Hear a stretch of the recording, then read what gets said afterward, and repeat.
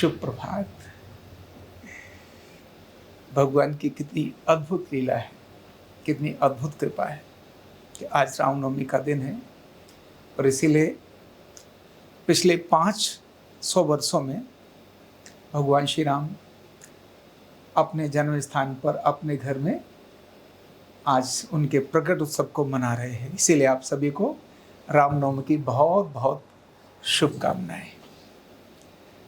आज नवरात्रि का 9वां दिन भी है और भगवान श्री राम का जन्मोत्सव भी है। और भगवान श्री राम के बारे में जो कहते हैं कि देखो, जन्म के समय ही के कहा है कि भय प्रकट कृपाला दीन दयाला कौशल्या हितकारी हर्षित महतारी मुनि मन हारी अद्भुत रूप विचारी। यानी ऐसे कृपालु जो प्रकट हुए हैं, जिन्होंने मुनियों के मन को भी हरण कर लिया है। एक तरफ नवरात्रों से और सारी साधनाओं से मन पर नियंत्रण सिखा रहा है हमारा देश, हमारे ऋषि।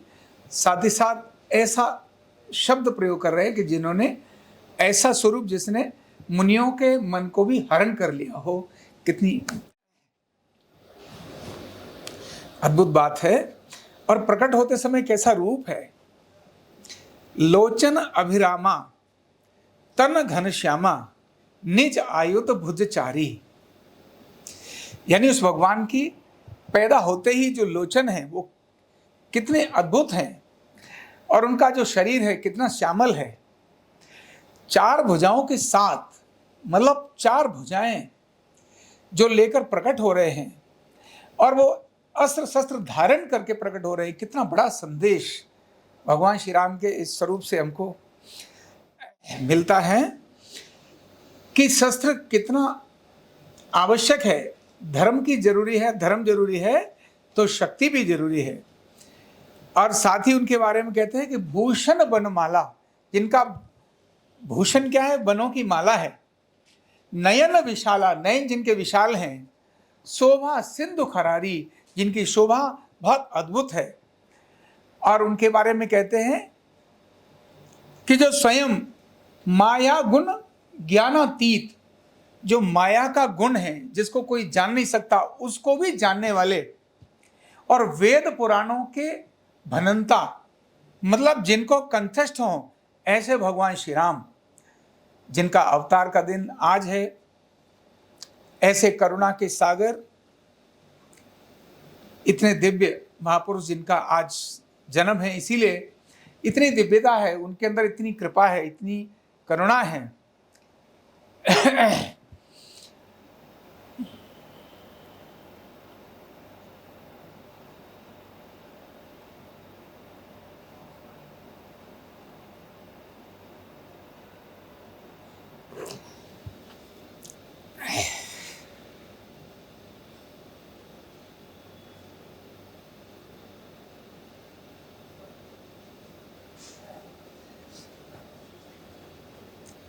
इसीलिए वो घट घट में व्याप्त हैं। साथ ही 9 दिन की साधना, यानी नवरात्रि की साधना अपने आप में भी बहुत अद्भुत चीज है, बहुत अद्भुत है। कैसे अद्भुत है। यह भगवान का बनाया हुआ देश, जिसका नाम ही भारत है, यानी ज्ञान में जो रथ है, ऐसा देश,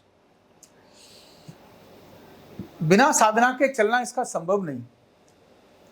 और क्योंकि साधना और ज्ञान तो एक ही बात है, वो साधना से ही ज्ञान मिलता है और ज्ञान से ही साधना होती है। अलग अलग दोनों चीजें नहीं हैं। लेकिन सारे वर्ष में 3 बार नवरात्रि आते हैं और इन सबका एक ही केवल महत्व है, और वह है क्योंकि मन, व्यक्ति का मन बहुत भागता है, बड़े संकल्प और विकल्प करता है, हर पल बदलता है।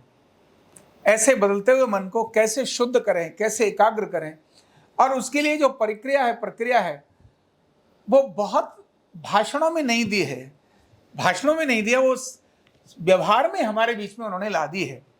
और किस प्रकार व्यवहार में हमारे बीच में लेकर आए। उन्होंने कहा कि नवरात्रि मतलब व्रत रखना। और व्रत रखने का अर्थ क्या है। व्रत मतलब उपवास रखना। और उपवास रखने से क्या होता है जब हम भोजन करते हैं, भोजन करने से हमारे शरीर में आलस पैदा होता है, प्रमाद पैदा होता है। आलस और प्रमाद, भोजन हमारे शरीर के लिए बहुत जरूरी है, हमारी शक्ति के लिए बहुत जरूरी है, लेकिन प्रमाद पैदा करता है, आलस पैदा करता है, वायु पैदा करता है। इसीलिए विचारों के अंदर द्वंद्व आता है, विचारों के अंदर अशुद्धता आती है, विचारों के अंदर अनेक सारी ऐसी चीज आती हैं जो चित्त को एकाग्र नहीं रहने देती।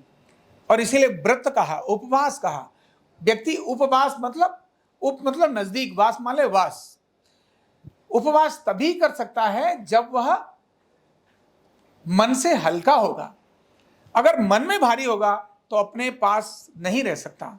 इसीलिए प्रक्रिया डाल दी उपवास, यानी उपवास रहना है तो व्रत करना है, मतलब भोजन करना है, सीमित करना है, नियमित करना है। जब नियमित व्यक्ति भोजन करता है तो स्वाभाविक ही है वो सारे आवेग शरीर के अंदर कम होने लगते हैं, और कम होने से मन धीरे धीरे शांत होने लगता है, और यह शांत मन ही ध्यान की तरफ लेकर जाता है। अशांत मन तो भटका देता है। तो 9 दिन करने, लगातार 9 दिन व्रत में रहना, एक निश्चित प्रकार की प्रक्रिया को धारण करना, और इस धारण करने के बाद स्वाभाविक ही जो एक शुद्धता आंतरिक विचारों में और मन में दोनों में आती है, वो इसी के कारण से आती है। तो हमारे ऋषियों ने भाषण नहीं दिया, ऋषियों ने परंपराएं डाल दी, और एक केवल जाति के लिए नहीं, एक केवल प्रांत के लिए नहीं, किसी एक भौगोलिक एरिया के लिए नहीं, संपूर्ण मानव जाति के लिए डाल दी कि आपने नवरात्रे रखना है, या किसी एक पंथ के लिए भी नहीं, कोई एक रिलीजन के लिए भी नहीं। यह प्रक्रिया तो शाश्वत है, सनातन है, इसीलिए ऐसी अद्भुत प्रक्रिया डाल दी। और यह 9 दिन, और आज भगवान श्री राम का जन्मोत्सव, जन्मोत्सव यानी 9 दिन की साधना के बाद तो भगवान का प्रकटीकरण होना ही है।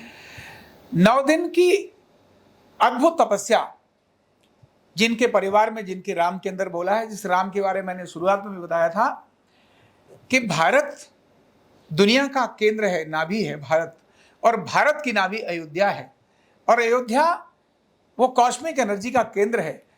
कॉस्मिक एनर्जी मतलब ब्रह्मांडीय शक्ति, और ब्रह्मांडीय शक्ति मतलब भगवान राम। और इसीलिए भगवान राम के बारे में जितनी उपमाएं कही हैं, भगवान कृष्ण भी हैं और भगवान राम भी हैं। ऐसे तो अनेक भगवानों के नाम हम लेते हैं, लेकिन एक ही है, उसी एक के रूप अलग अलग हैं, उसकी लीलाएं अलग अलग हैं, वो अलग प्रकार की होंगी, लेकिन अल्टीमेटली इस धरती का भी जो, पृथ्वी का भी जो अवतरण हुआ, यानी पृथ्वी,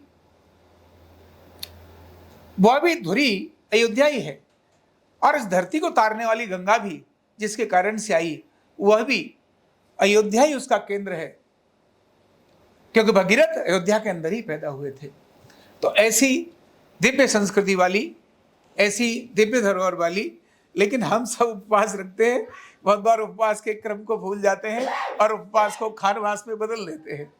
खानवास का मतलब जब व्रत होगा तो व्रत का मतलब शाम को खूब तले हुए पके हुए पकौड़े निकलेंगे, कुट्टू वाले निकलेंगे, और दही ढेर सारा खाएंगे, और पता नहीं क्या क्या खाएंगे, आलू ढेर सारे खा जाएंगे। ये ठीक है कि अन्न नहीं खाया तो अन्न नहीं खाने से कम कुछ तो फर्क पड़ेगा, लेकिन सारे दिन नहीं खाया और शाम को बिल्कुल बहुत सारा खा लिया तो वो वैसा ही हो जाएगा कि फिर सारी रात नींद ठीक नहीं आएगी, और फिर से वायु बनेगी। दिन में खाया नहीं था, रात को ढेर सारा खा लेंगे तो रात्रि में नींद ठीक नहीं आएगी, सुबह मोशन ठीक नहीं होगा, और जब मोशन ठीक नहीं होगा तो वायु बनेगी और शरीर के अंदर बेचैनी पैदा कर देगी। और इसीलिए रात्रि का भोजन तो उपवास के दिनों में अधिक हल्का और सादा ही रहना चाहिए। तो ऐसी भगवान श्री राम के जन्मोत्सव पर, जिसको आज सारी दुनिया बहुत हर्ष से मना रही है, और आज का खास दिन यह भी है कि अयोध्या में ठीक 12 बजे भगवान श्री राम के मुख पर सूर्य तिलक भी होगा। वैज्ञानिकों ने कितनी अद्भुत रचना रची है इस देश के प्रधानमंत्री की इच्छा से कि भगवान श्री राम के प्रथम जन्मोत्सव पर सूर्य तिलक भी होना चाहिए। तो ऐसा भगवान श्री राम का देश है। अब दिन बदल गए हैं, बहुत कुछ बदलने वाला है, सब उसी की इच्छा है, जो होता है सब उसकी इच्छा से ही होता है। इसीलिए आप सब भी मस्त और आनंद से रामनवमी मनाइए। रामनवमी की बहुत बहुत शुभकामनाएं, बहुत बहुत शुभकामनाएं।